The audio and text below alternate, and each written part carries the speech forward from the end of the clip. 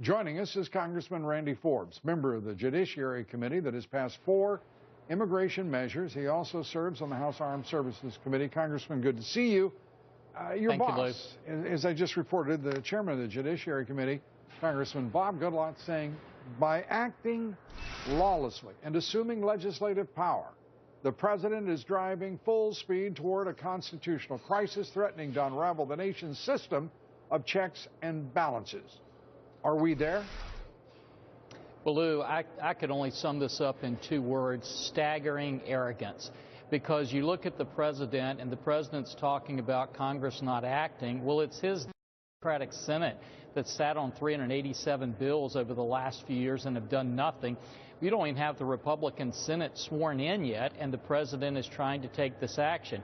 He's not trying to fix the law, he's trying to break the law, and you're exactly right. We're going to be headed for a constitutional crisis that the president's making. And perhaps one of the worst things, Lou, is he's going to poison this well so much that we're not going to be able to do the fixes that we really need to do to reform the immigration system.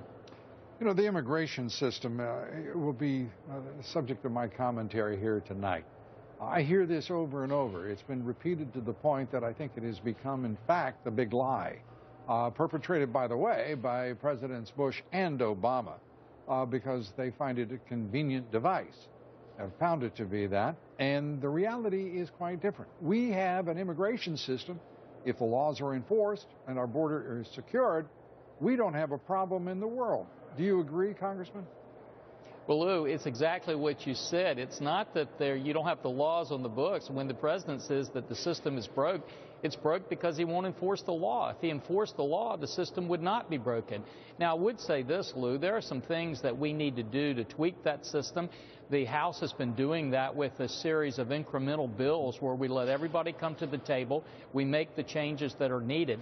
That's the way we need to approach this. But for the president to essentially come to you and say, look, if you don't give me your car, Lou, I'm going to steal your car, and then use the fact that you didn't give him the car as justification to break the law, that just doesn't make sense. And as you said with the poll, the American people aren't buying what he's selling.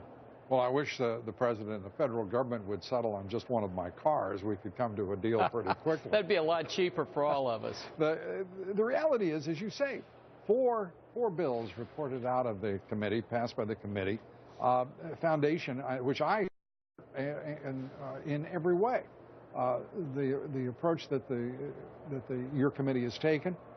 And this is the foundation on border security, interior enforcement, guest worker visas, high-skilled worker visas.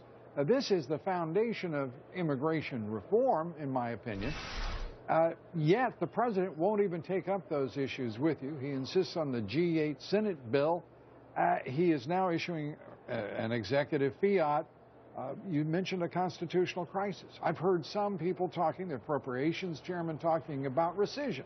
You and I and everyone who is informed knows that that's all but an impossibility to get a rescission bill through.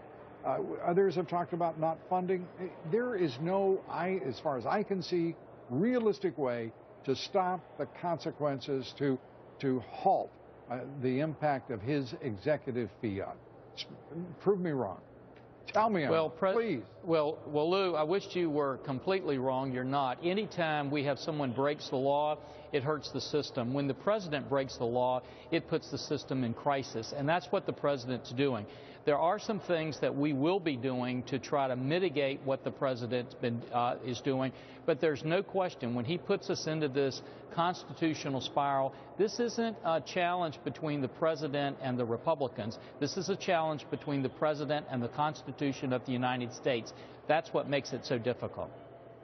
Congressman Randy Forbes, always good to see you. Thank you. Thank you, Lou.